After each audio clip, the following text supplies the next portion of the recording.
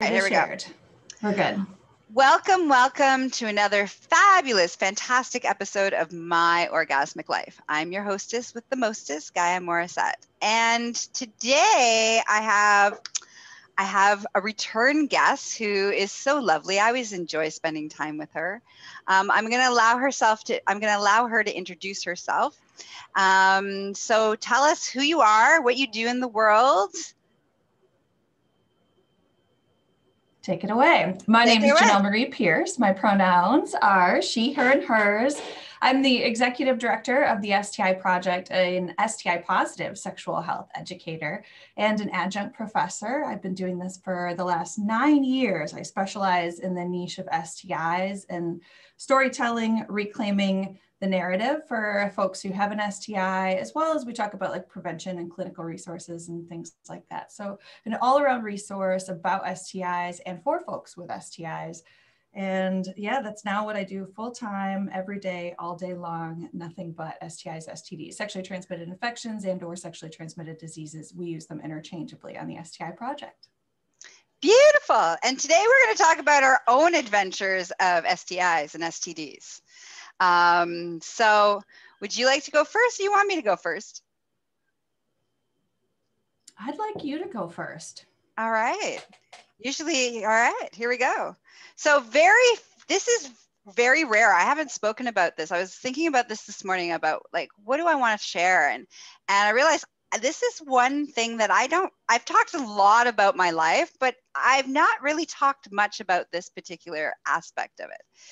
So when I was a teenager, being sexually active at the age of 14, back then, there was no really, like, you only use protection if it was to prevent pregnancy. You know, it was like the beginning of kind of the AIDS movement, and we were still like all trying to get into what that meant and all that kind of stuff. So it was very common to not be using protection, not be using condoms. So I end up getting chlamydia. And I don't know I have chlamydia because it doesn't present. For me, it doesn't present. And I happened to be cheating on my boyfriend at the time, who it turns out that he got chlamydia from me and it presented for him. So he went to the doctors, and then I was the only person he was having sex with. So then it turned into a whole big drama of not just about me having, chlamydia and giving him chlamydia, but now it turned into, how did I get chlamydia? And then that I was cheating on him. So I wasn't, so needless to say, he was double angry. And then there was shame. And then there was all this guilt about, one, being caught that I betrayed him and cheated on him, two, the shame around having an STD, and no one talked about it. And the doctors didn't talk about it. And I was, then I had to go to the clinic, and then you go to the clinic, and back then there was like no sensitivity to that stuff, right? So you're in the clinic and they're like, so who have you been sexually active with? We need to know their names and their contact info, and we're going to call them. And so it felt like you're getting in trouble and your parents are going to get called, but there's like so much shame. Like there was this judgment and the shame that goes along within that moment of like, oh my God, first of all, they're telling you you're a whore and you're a slut because you've had sex with more than one person. And then we're going to tell all the people that you had sex with that you weren't just had sex with them, but you had sex with all of these other people, and that you're the one that is the cause of this epidemic that's happening. And so I finding it actually quite interesting in the feeling of it in relation to what's happening with our pandemic of COVID right now. It's like that same kind of shame of like, you are the one that has it and then you spread it, and shame on you for the one that was spread it as if you did it with intent. And there's all this stuff that's attached to that. So yeah, so then I had to and I lived in a small Northern Ontario town. So now everybody knew that I got chlamydia.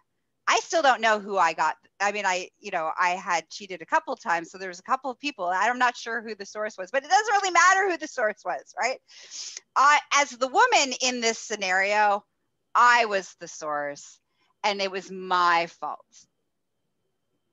So then I take the antibiotics.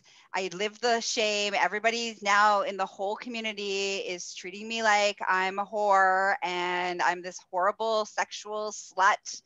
And then a couple years go by, and I don't think I actually really got rid of, like, they didn't retest me. They didn't retest me to make sure that I didn't get that I had gotten rid of the chlamydia. I just took my antibiotics and that was the end of it. And everybody in town gave me the scarlet letter, and that was the end of it. And a couple of years later, I end up in the hospital, and it turns out with pelvic inflammatory disease. So I suspect I probably never got rid of it and it was still in my system, and it manifested into that. So as the clinical person, do you want to like explain how that transpires? Yeah, for sure. Oh my gosh, there's so much greatness in this story. Like so many. So I'll answer that question first rather than going backward and then forgetting what you just asked me to do. But because there's so many things I want to ask you and like tease out, and it's just wonderful. And yeah, so it's very common for bacterial infections. Chlamydia is a common bacterial infection. Gonorrhea is another that people are really familiar with. And the clap, gonorrhea. There are all these cute little slang terms, and it's your experience of not having any symptoms. Gaia just said that it didn't present, and what you meant by that is that you didn't have any signs or symptoms. You had no idea. That's the most common sign or symptom of all STIs. So most people who have an STI are totally unaware. They think that they're going to have like horrible smelling discharge or giant blisters, and there's all this misinformation and malassumptions around what that might look like for someone. And so it's really common to have this infection, have it for a long time and for a very long time. And the problem is, especially with something like chlamydia, it's curable. It's easily treatable with antibiotics. But if you don't take the full amount of antibiotics, if you have a slightly antibiotic resistant strain, chlamydia is not commonly known as having antibiotic resistant strains. Gonorrhea has started to have some antibiotic resistant strains, and or you're still engaging in activities, or you hook up with somebody who has it, you can get it again. So you may have even cleared it, taken your antibiotics, and then hooked up with somebody a week later, 2 weeks later, whatever, and then gotten it again. And you can re-get it over and over and over again. And an untreated bacterial infection can turn into, for someone who has a vulva and a uterus, or a vulva, vagina, uterus, and what would be traditionally thought of as female reproductive parts. But that kind of those reproductive parts, those reproductive organs, it can turn into pelvic inflammatory disease, which is pelvic inflammatory disease is most commonly caused by an untreated STI. Pelvic inflammatory disease can cause long-term irreversible pain, infertility.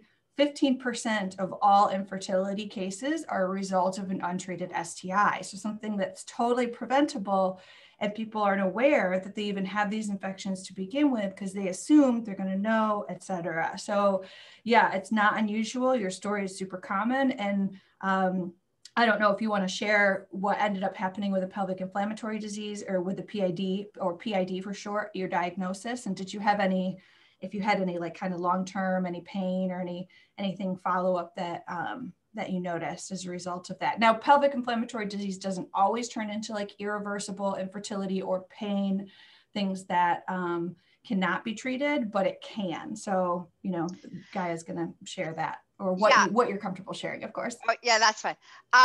So I ended up in the hospital. I was in the hospital for 7 days.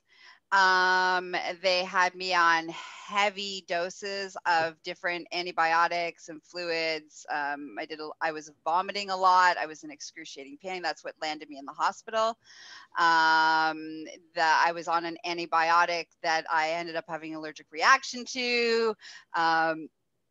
So that's basically what ended up happening. But the thing is that since then, I've had incredibly painful periods, and I've had incredible, like, you know, cramping when I have my periods, and you know, cysts in my ovaries that rupture every once in a while. So who knows what, if that affected any of the other things. I don't know. Like, it's all in the same region. And, let's be honest, they're not really good at like, doing research around, reproduction of female reproduction. So of those pieces. So who knows why and how and how and those it could be related, it could be unrelated, but it very well could. And it's one of those things where you just don't know. And so you move forward with that. I love though, so to move backward through your story a little bit, I love the energy and the way in which you're telling it. And just a matter of fact, this is a story, just like you would talk about going to the grocery store and ordering and not finding what you were looking for, a certain specific kind of cheese. I mean, I get this often from people who say like, how you talk about having herpes and how you talk about like living with it and having sex with it and all of these things, you say it and you're so nonplussed, you're so apathetic, and it's just a part of who you are, your experience, one small component, not necessarily your identity. And people want to get to that place, which it takes a lot of work, and you've been doing this work for years. So you're at that place where you feel really comfortable and you understand your worth and value and as it relates to your sexuality, etc. But it's so refreshing because that's really how we should be talking about STIs and our experiences with STIs and whether or not we've contracted or whether or not we're preventing and what we need to do. All of these things, like it should be just this non-plus matter of fact, like let's have this discussion. Let me tell this story in stripping away all of this shame. Like I would love to be able to, hindsight of course is always 2020, but to go back into that room where there were like, how many people have you had sex with? Like who haven't I had sex with? Who haven't I engaged in activities with? Like just to be flippant. I'm not witty like that naturally, but oh man, I always think of like the best retorts. And I was the same at that age. It was like, I mean, mortified and absolutely super embarrassed. And I was taking on the shame they were projecting. I felt like I was deserving of it. And so all of that, and I would love to just be able to be the advocate I am now and be able to be like, I don't know, tons of people, like that's kind of irrelevant. Like, whoever I want to have sex with. Yeah. Like who have you had sex with lately? Have you not had sex with anybody lately? I feel like, and it's beautiful that, I can talk about that story looking back throughout time, and use the language like I felt like shame and I felt this, and these were the feelings that were happening without feeling those feelings because I've healed those feelings. And I think that's the key piece of that, is that I don't carry the shame of getting chlamydia. I don't carry that shame because it is just what it is. And it was circumstances as the circumstances were. And I feel like it's actually a great story. Like I had cheated a couple of times and then that's how I ended up finding out because my boyfriend got it and like, oh shit. It's a good story. Like relationships and human sexuality is so juicy and like, it's so interesting. Like, oh man, like, yay. Like, yeah, tell me about all the juicy details. Like I want to hear the gossip. I mean, it's great, but in a positive way, not in a, oh girl, you should have known better. And you and stuff like that. But you're so right, because for years, I couldn't even retell or talk about. And a lot of people end up having this, especially when you have a long-term infection that you have to disclose around. People have the hardest time even saying like the word herpes or any other STI. They have the hardest time even saying it. And it resurfaces all of that trauma that they're still either not processing or that just comes back to the surface, the medical trauma they've experienced, the trauma around peers and significant others and or abuse. I mean, the myriad of things that occur often and co-occur with a diagnosis. And it's like, and it's understandable that folks feel this way and that they have that such a hard time even having a discussion around it and talking in a matter of fact way. And that's really the ultimate goal, but it takes a lot of work and a lot of like healing and digging back into it and addressing like, does this actually match and make sense? These feelings with my lived experience, my life here and how I want to continue my life. And I find that the best way, especially, you know, in the world that I live in, is all about helping people release shame. You know, that's the world that I live in. So, you know, I think the key around releasing shame and letting go of shame is like, is this even mine? Like it, you know, that's always the question that I find that I help my clients ask, and that I ask myself if I'm carrying any shame about something. It's like, is this my shame? Like, is this really like at the core of me? Do I actually believe this? Or is this what other people have told me that I'm supposed to believe? Or is this what other people have told me that I'm supposed to feel or I'm supposed to think? And often for me anyways, it comes back as hell no.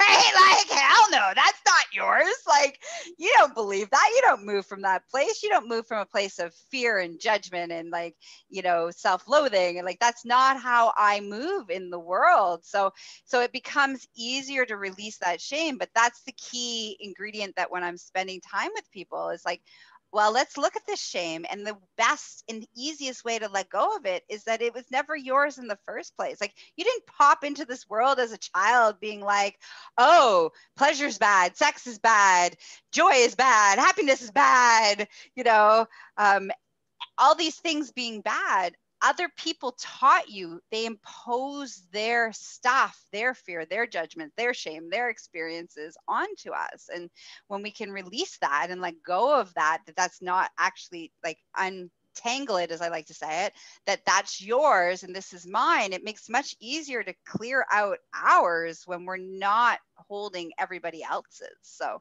sorry, I got off on a little tangent there. No, it's so good. Oh, but what you're saying is like, yes, yes, queen. Like, it's so phenomenal. It absolutely 100%. And that's how everyone has experiences shame in their life. Everyone in different types of shame. And most people experience some component of sexual shame.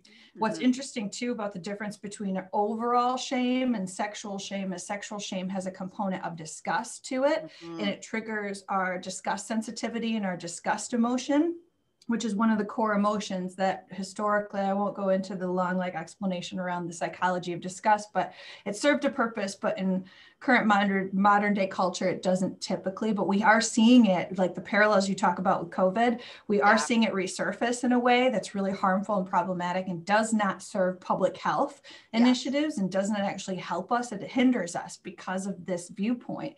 And it's so rooted in this disgust sensitivity, this shame around in one of the is infectious shame or infectious disgust or infectious things that can infect us and diseases and things like that. And so sexual shame, though, is its own subset of shame in general. And it's so hard to unlearn that and repackage it because it's rooted in a core emotion that gets triggered without us being able to even recognize that that's being triggered. And that icky feeling, though, we're taught that something is gross or bad or wrong. And that's where that comes from. We aren't, like you said, we aren't born thinking these things are bad necessarily. Now, I think we all have a barometer of what's right and wrong, and doing something that is going to cause harm. I think young children know if they hit someone and they hurt someone, or if they're hurting feelings, or if they're harming an animal, or even picking a flower or something like that isn't theirs to pick, they have a barometer that's already built in. And the shame component, though, gets layered on top of this, right or wrong, was that a good choice? That's where it's projected, and we are learned, shame is learned. It becomes something that we're told we should feel shameful, we should feel wrong about this. And even those questions that you got asked around whom you'd had sex with, it's hard to discern. Sometimes they come from a place of they're actually logically looking to discern where they might need to administer tests on your actual body. So the questions can feel very invasive. And like, have you had oral sex? Do you engage in anal sex? And people are like, whoa, like that's none of your business. And those questions actually come from a place of necessity, because they may need to do a swab orally, they may need to do a swab anally, and a urine test isn't going to capture all of those different locations. So there's actually a purpose, a healthcare purpose behind it that doesn't get disclosed, or it doesn't, that context is not added and layered into that conversation. So it feels invasive because we don't normally talk about these things. But then sometimes though too, and more often than I would like to see, there is an element of shame that's being projected by the healthcare professional themselves. Like they're projecting their own stigmas. And so it's hard to discern which is which. And back then, like for me, back then, being asked explicit sexual questions was not a problem in my world. Like that was already a normal thing in my world. So it wasn't the asking of the question that was the producing of the shame. It was the intention behind and the judgment with the thing going on, right? Like there was like a palatable judgment in the tone of things. So, all right, so enough about me. Let's talk about you. Tell me your story. Oh, yeah. So there's some similarities there, parallels, which is not surprising, is definitely unsurprising to me anyways, because I hear these stories so often. And I was also a teenager, and this speaks to your initially, like you were on birth control or to prevent unplanned pregnancy. And same. So when I first became sexually active, I was 16 years old, and I knew that an unplanned pregnancy, I was never the person like, I happen to be pregnant right now, yay. But I actually am kind of even surprised about that. People I know are a little surprised about it too, because I wasn't the person who daydreamed about their children and exactly what their family was going to look like. And I couldn't wait to have my own kids kind of thing. Like I didn't necessarily know how that might look and how that would transpire over my lifetime. But so especially I knew I didn't want to have a child young. And at that point, it's just the idea. So I went to Planned Parenthood and got on birth control as soon as I became sexually active, and thought like, I'm being super responsible. And so then when I have all of a sudden blisters on my vulva, it was shocking. And so that's what ended up happening a little bit after I was sexually active. Like I was on birth control, I was on the pill, and I started to feel really uncomfortable, and I started to get blisters, and they weren't going away, and they were getting worse, and they were spreading. And so I finally told my mom and said, I need you to look at this because I don't know what it is. And she took one look, and she didn't say what she thought it was. She thought it was herpes, but she was hoping for my sake that it wasn't. And so she scheduled an appointment that very day for me. And I don't think I went to school that was in the middle of summer, never mind. So I didn't go to school. That's why we were able to schedule right then. And we went to our general practitioner. I grew up in a rural area. It was called Caledonia as the city, but we called it Cowadonia because at that point in time, there were more cows than people. And now that's switched because of urban sprawl. And so the suburbs are getting super big around there and are really populated, and so much more is built up in that area. But anyways, and it was a conservative area of the state, West Michigan, as opposed to Eastern Michigan. West Michigan, it's a suburb right outside of Grand Rapids. And Grand Rapids is the second largest city in the state, but this was a suburb, and there were also more churches on the corner than pretty much any other type of establishment. And we went to church regularly. And so I had this kind of background, this purity culture. Everyone was white in the area. I mean, very much a conservative and limited perspective kind of area. And so we went to my general practitioner, and he took one look and then walked out of the room, didn't say anything. Came back about 5 minutes later with a prescription for Valtrex, said, you have herpes. This is the worst case I've ever seen. And here's your prescription. And that was it. No further information. No, this is very common. No, you're having your first outbreak, so it's going to feel really bad and look really bad, but subsequent outbreaks won't be like this. You may never have another outbreak again. zero kind of information, zero empathy, not only, and then that really did color and how I felt about it going forward. At that point in time, I felt like I was being condemned, that I was, this was a result of me having sex before marriage, and because I couldn't save myself. And so this was my punishment by God. And I was a slut and dirty. And not only was I a slut and a dirty whore, but I was the dirtiest and sluttiest, because if my doctor said this is the worst case he's ever seen, like, not only do I have this taboo infection, I have the worst version of it ever, which is horrid medical bedside manner of just, yes. I mean, it was just that, but not only that, I mean, that him, maybe that was the biggest outbreak he had ever seen, but it was irrelevant and not necessary. And that piece of information was highly stigmatized in him projecting, you know, how he felt about this 16-year-old coming in and having genital herpes. And so my mom sent me out to the car while she paid the bill. And we had a van at the time, a red van. I remember that. I don't remember what I said, but she tells the story that I cried the entire way home, and which was about a 15 to 20 minute drive from that little town to where we were out in the country. I grew up on like a small hobby farm with horses and sheep and things. And yeah, all I said the entire time was, no one's ever going to love me again. What am I going to do? I'm never going to be able to get married. I'm never going to have kids.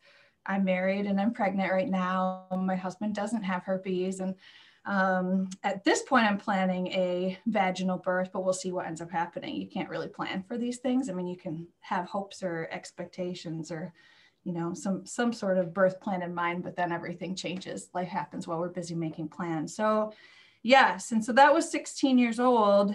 And after that, for years, like, I was mired in and believed the stigma and shame about myself. I really, truly felt like I was damaged goods and total trash and et cetera. And then in my 20s, I contracted HPV, and then I also contracted scabies. So two different other types of HPV is viral, also herpes is viral. Scabies is parasitic. Scabies is fun. It's fun to me in this sense now. The story is actually kind of interesting around the scabies, because I told everybody at work because I had no idea what it was.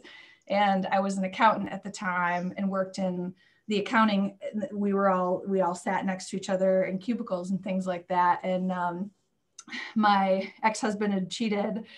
And again, though, I didn't know what was going on. And I had these little bumps that were super itchy, and like these, and they're kind of like trails, and on my arms that I was noticing. And they were other places too, but I was like, because it was on my arms, I was showing my coworkers, like, what do you think this is? You think this is poison ivy? Like, and it wouldn't go away. And it had been going on for a couple of weeks. It was spreading. And scabies is a parasite. It's a tiny little microscopic bug that burrows underneath the first few layers of your skin.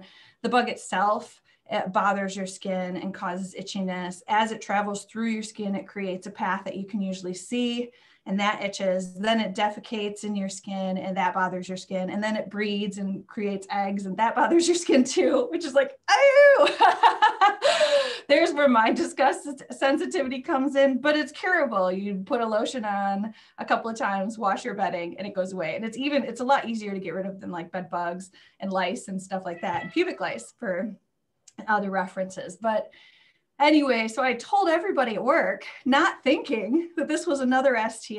I already have one, you know, not thinking that I'm telling all these people, like, what do you think? And I'm showing them my arm, like, ew, come check out my STIs. In hindsight, what I was doing. And then I went to the doctor, and he took one look and was like, oh yeah, that's scabies. Here's your prescription. It's no big deal. It'll go away. And like, then of course I was pissed, like, oh, hell no. Like I did, you know, cause it started around my thighs, but it didn't equate. And I didn't put the two together until I was told that it was an STI. And for my ex at the time, at that point in time, obviously it wasn't my ex, but for my ex, same thing. It started on his thighs and wasn't going away. And I called him like livid. I think I sent some horrible text message. I don't even exactly remember if I called or texted him. I don't know. Anyways, but Yeah, so that was kind of fun. The component of telling them my coworkers, and then I think I ended up not following up, and somebody did ask, and then I did say like, yeah, and so cheated, and this is what it is. But at that point, I'm like, shoot, now everyone's going to want to know what I found out, and how do I explain this? And I wasn't doing the STI project at that point in time. I wasn't public about having herpes. So I've had multiple STIs, and for years and years, it was super hard for me as well as it is for so many others. But through a lot of similar kinds of work and digging and therapy and all these things, I've realized that no, that's not my shame to hold, that's other people's perspective on what my sexuality needs to look like and what my life with my body is, and so on and so forth. And so I feel totally different about it now. And into my late 20s, I launched the STI project when I was 29, and now I'm 38. And so since then, it's been really cathartic. Like, it's incredible even how much ongoing work that I'm still doing and that still occurred as a result of like having these discussions and hearing other stories. And it's like, even when I launched, I knew I wasn't alone. I knew that this was necessary, but it's like even blew my mind more of like how much and how many people and how many shared stories, and even the being shamed by medical practitioners, how common that is, and not always disclosing ethically, and how common that is. I mean, there's so much that I was like, wow, I really felt like this was just me, and how isolating that is. And we get wrapped up in our small microcosm in our little mini worlds. And because of the shame and the immense stigma that's associated with STIs and how few people are talking about it, that's why that's able to perpetuate. And that's why we're able to believe that we're just by ourselves and we are these pariahs or something like that, when it's like the vast majority of all sexually active people contract an STI, the vast majority. So it just is mind-boggling, and it's almost maddening. It's easy to get like angry about it, because then when you start to realize how common this is, how much this should not be, it's not ideal. Nobody wants a new infection. I don't want COVID. I don't want a cold. I don't want anything, you know. As you've seen me, I've blown my nose. I think I might have the sniffles. Like, pregnancy has made my whole mucus and sinuses and everything all out of whack. So it could just be that. It's hard to say. Yeah. But either way, it's like, I don't love that either. We don't want anything that afflicts us, any maladies, any body issues, but our bodies are resilient, but not infallible. I say that a lot, but it's so true. Like, they're beautiful and fascinating, but we're susceptible to things too. And these things happen. And so why can't we like address them in a practical and thoughtful and empathetic and inclusive way? Like, anyway, there's the hill that I'm going to die on for sure. So I want to thank you for not only sharing today your story, but also the work that you're doing in the world. It's so incredibly powerful and important. And how can people become a part of, engage with you? Is there ways in which they can support this project? Like, how can people get involved in helping us all move into getting to that place of being like, all right, so yeah, that was a thing, and we can tell it like we went to the grocery store? Yes. Thank you for asking and for that encouragement and support, because I do receive negative feedback, but way less than you'd expect. I get every once in a while, I get some hate, and it's always the same stuff. It's regurgitated. It's the things I've heard for years and years. And so I'm able to compartmentalize it and to see it for what it is and understand where it's coming from. And so it doesn't impact me like it impacts others who have this same experience and might also experience that kind of feedback. But that said, there's a couple of different ways. The STIproject.com online is my website, but then I'm on all social media channels at the STI Project. So come and follow me, like what you see, comment. Engagement is always beneficial in terms of social reach, because then more people see the resources and they are able to access them. If you would like additional support and resources, I offer one-on-one consultations for a cost. And then I also teach a 60-day 8-week masterclass that's self-led and also fully supported. And then I have a medical network that helps substantiate all of the content that's comprised of, but that's also for a cost. But I have tons of free resources. So depending on what your accessibility, what your personal resources are, there's something for everyone. And yeah, come and find me and tell me your story and share. It's a safe space. Beautiful. And I make sure of that. I guess I should add that I delete anything that isn't supportive. So not everybody does that, and everyone has different kind of comment moderation policies and things like that. But because of the nature of what I do and wanting to make sure I'm cultivating a place that is open and people can share in a space that is not debated and is not questioned, I actually get rid of things that are not supportive. So without even a thought in mind, it's like, nope, delete that. That was not helpful and didn't add to the conversation. So that's my way in which to moderate and help continue to cultivate a space that is inclusive and supportive. I love it. I also do that. I'm a firm believer in, if that was not positive, the rest of the world doesn't need to see it. Delete and block. Yep. Delete. Yep. It's so cathartic. It's really lovely. It's freeing. This is. Yeah. We don't have to be in a space when we can create our own spaces of safety and non-judgmental spaces. It's a beautiful place in which we say no. We say no to negativity. We say no to disrespect. We say no. We get to set the parameters, the boundaries. And it's a beautiful way, I feel like, that helps to mirror for other people what that looks like. So, all right, you and I could talk for days and days and days and days and days. So obviously I'm going to have you back on the show because there's some stuff that I would think I would really like to talk about, like next time, like how do you have the STI, STD conversation in from a dating and relationship perspective?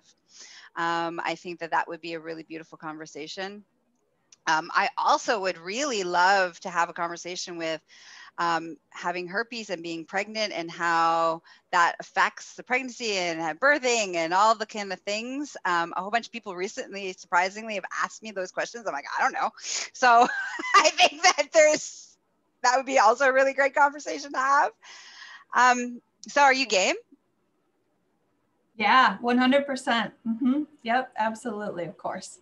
Beautiful. Okay, so my lovely audience who have been listening, couple different things. I got so excited about our conversation that I forgot to do in the beginning of the show. So when this episode was brought to you by and sponsored with Tickle.life. Second, tip your hostess. Go join my Patreon. Patreon will help to support the overhead costs of this show. It's also about healthy consumption. Right? I show up for you, show up for me. All right. And I now have launched all these fabulous new websites. And you can now go to one-stop shopping at my hub to see all the zillion things of how I show up in the world. So you can go to GaiaMorrissette.com. Don't forget to check out and follow and enjoy My Orgasmic Life, which is this podcast. And I also host Tickle.life's podcast. So please go check out Tickle.life's podcast. Have a juicy day. May it be filled with liberation and freedom and release of all shame. Mwah! Thanks for being with us.